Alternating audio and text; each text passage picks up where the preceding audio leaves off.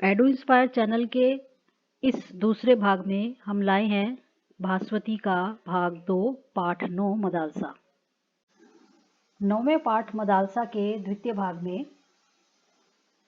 हम जानते हैं आगे की कथा। अभी तक हमने पढ़ा कुंडला मदालसा के साथ बातचीत हो रही है और उसको दूर खड़े शत्रुजित के पुत्र ऋतध्वज सुन रहे हैं। क्या बातचीत चल रही है कि विवाह करके क्या स्थिति बनती है।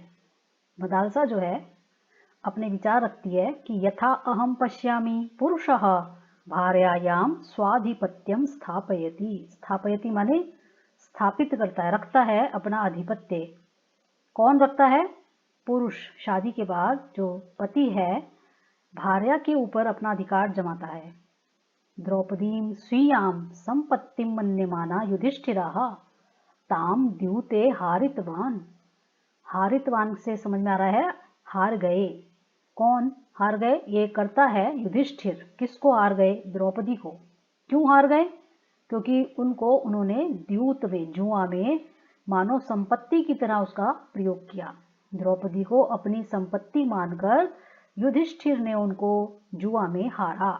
यथा सा निर्जीवम वस्तु आसीत, जैसे मानो उनके लिए तो वो कोई निर्जीव वस्तु थी, प्राणहीन वस्तु थी।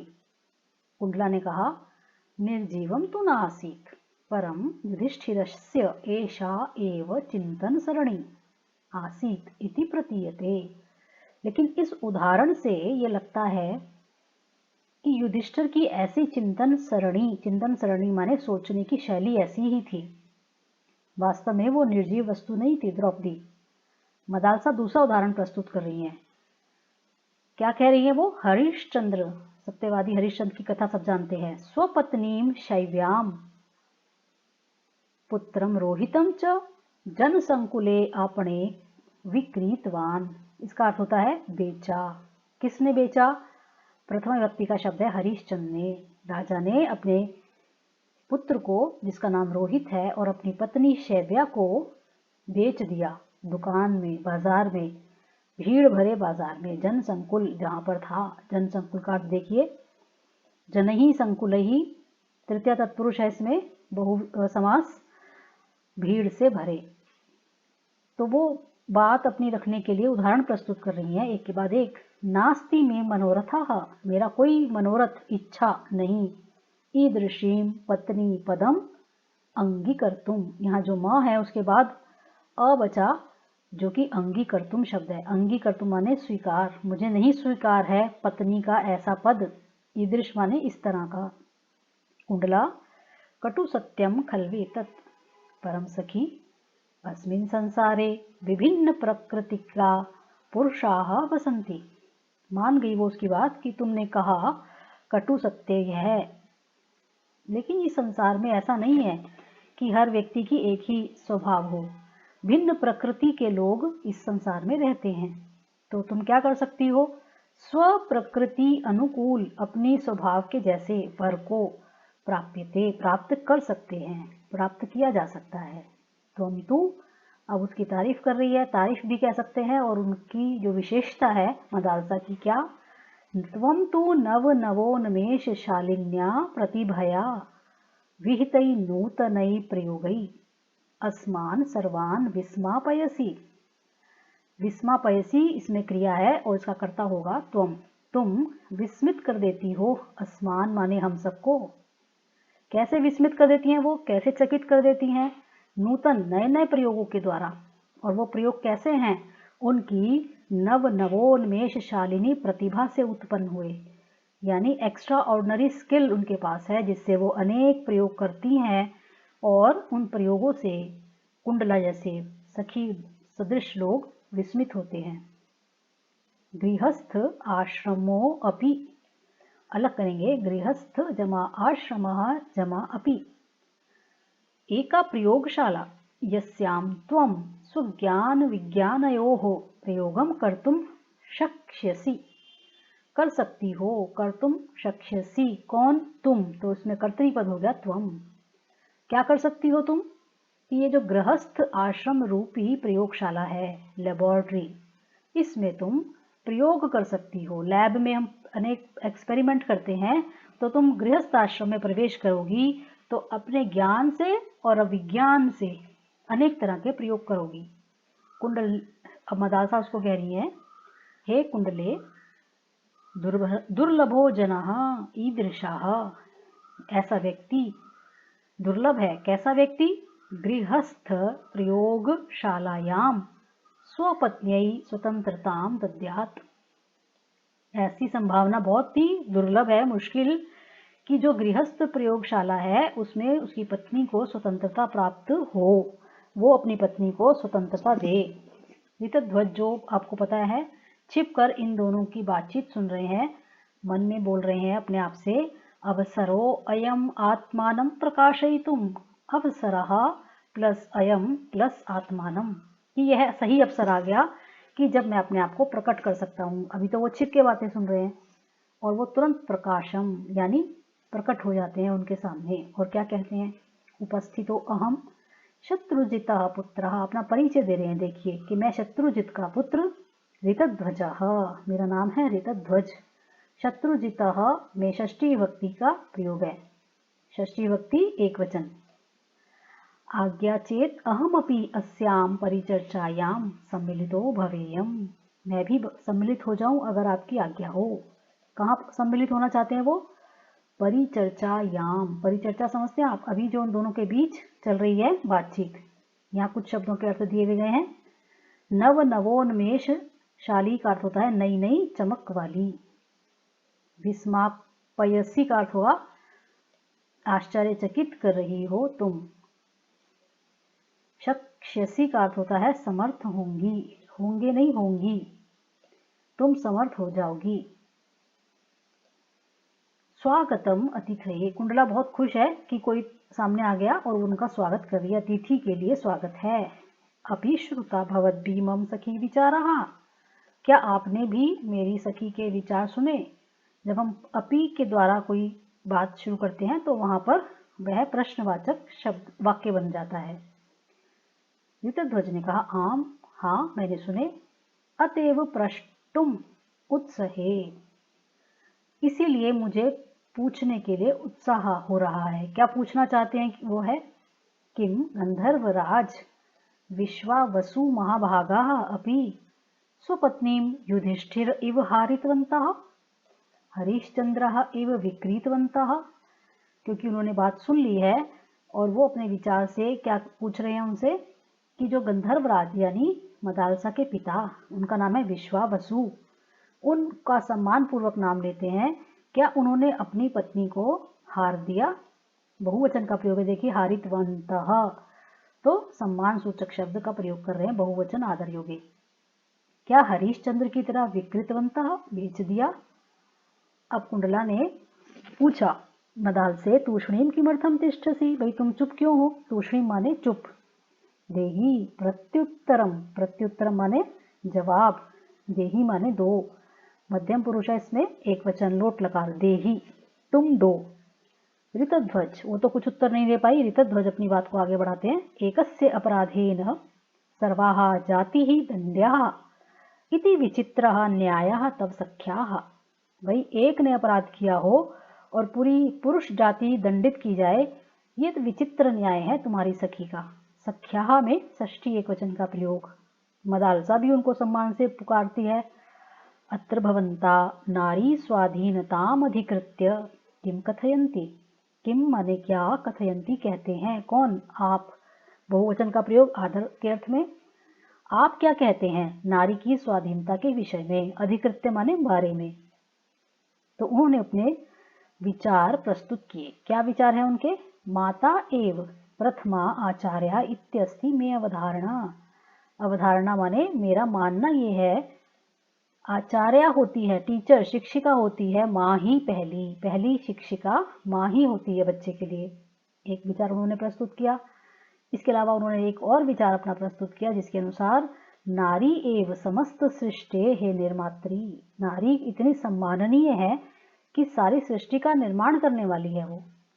तो अपने दो विचारों के द्वारा वो क्या कह रहे हैं इसके आगे, परम कथने न किम, होता क्या है कहने से, भाई मैं मानता हूँ ऐसा कह रहा हूँ लेकिन कहने से क्या। परीक्षे अगर तुम मेरी परीक्षा कर लोगी, ज्ञास्यति, तो जान जाओगी। अत्र भवती माने जब हम किसी को आदर देते हैं तो अत्र शब्द का प्रयोग करते हैं, आप। परीक्षार्थम उद्यतो अस्मि, इसका अर्थ क्या है, वो क्या कहना चाह रहे हैं, वो उन्हें विवाह के लिए निमंत्रण दे रहे हैं। परीक्षा के लिए मैं तैयार हूँ। कौन सी परीक्षा देनी चाहते हैं वो? गृहस्थ आश्रम प्रयोगशाला में। गृहस्थ आश्रम को भी उन्होंने बातचीत की थी, एक प्रयोगशाला है, लेबोरेटरी है, तो वो कह रहे हैं मैं इस प्रयोगशाला में प्रवेश करना चाहता हूँ, मैं परीक्षा के लिए भी तैयार हूँ, मैं मदालसा से विवाह करना चाहता हूँ। इस बात को कहने का ये ढंग है। और मदालसा ने क्या उत्तर दिया उनका? स्वीकृतः प्रस्तावः, प्रस्ताव माने उन्होंने जो प्रस्ताव रखा है उसके लिए मदालसा भी स्वीकार कर लेती है। कुंडला तो यही चाहती थी कि उसकी सखी विवाहित हो, तो वो कह रही है दिष्टया वर्धेथाः युवाम त्वम युवाम यूयम, युवा माने तुम दोनों, वर्धेथाम माने वृद्धि को प्राप्त हो। कैसी वृद्धि को प्राप्त हो? वही विवाह के बाद क्या हो जाएगा, दोनों प्रोग्रेस करेंगे। तो वो उससे बहुत खुश है। हे मित्रवर, उनको मित्र मान रही है। ऋतध्वज के लिए ये संबोधन है। गंधर्व कन्या मदालसा गांधर्व विवाह विधि ना वृणोति अत्र भवंतम। जो गांधर्व विवाह विधि होती है उसका अर्थ होता है जिसमें कन्या को ये अधिकार है कि वो अपने लिए स्वयंवर नियुक्त कर ले, चयन कर ले।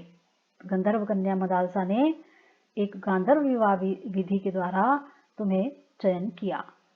अब चयन के बाद क्या है, उसको क्रियान्वित करना। आकार ये क्रियापद है, मैं बुलाती हूँ, और इसका करता है मैं, अहम। किसको बुलाना चाहती है वो? कुल गुरुम तुम्बुरुम, तुम्बुरु उनके कुल के गुरु हैं।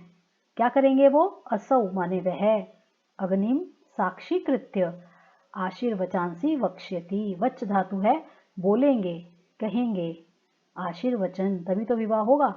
कहाँ कहेंगे? अग्नि साक्षी कृत्य, अग्नि को साक्षी कर के सामने रखकर। अग्नि को पवित्र माना गया है। विवाह के जो फेरे होते हैं वो भी अग्नि को साक्षी मानकर लिए जाते हैं। ऋतध्वज ने कहा प्रथमम तू सखी वचनम श्रोष्यावाह, तुम्हारी सखी के वचन ही पहले जान लेते हैं भाई वो क्या चाहती हैं। तदनु स्वयमेव कुल गुरुम पितरौ च सभाजयितुम गमिष्यावः, उसके बाद जाएंगे हम दोनों। आवाह से क्या पता लग रहा है? उत्तम पुरुष द्विवचन का प्रयोग। आमी आवाह आमह, कहाँ जाएंगे हम दोनों? स्वयं कुलगुरु के पास भी और माता पिता के पास भी। कुंडला कह रही है परस्पर प्रीति मतो हो भवतो हो उपदेशस्य नास्ति कोपि अवकाशः, नहीं है कोई भी अवकाश, अवसर, मौका। किस चीज का? तुम दोनों को उपदेश का, है ना। क्यों नहीं है उपदेश का अवसर? इसलिए क्योंकि एक दूसरे के प्रति तुम्हारी प्रीति है। तथापि लेकिन मैं कैसी? सखी स्नेह से भरी हुई, सखी से मुझे बहुत प्रेम है। माम भाषयति, ये प्रेम मुझसे कहलवा रहा है। क्या कहलवा रहा है? कि तुम दोनों को क्या ध्यान रखना है, यानी ऋतध्वज को विवाह के बाद क्या ध्यान रखना है। तो वो एक भूमिका बना रही है। भर्ता सदैव भार्या भर्तव्या रक्षितव्या, भर्ता के द्वारा, भर्ता कहते हैं स्वामी, पति के द्वारा, भार्या माने पत्नी, हमेशा पालन पोषण की जानी चाहिए और बचा के रखनी चाहिए। रक्षितव्या, उसको प्रोटेक्ट करके रखना पड़ता है, मतलब बचाना चाहिए। यतो ही धर्म अर्थ काम संसिद्धये यथा भार्या भर्तु सहायिनी भवति तथा न कोऽपि अन्यः।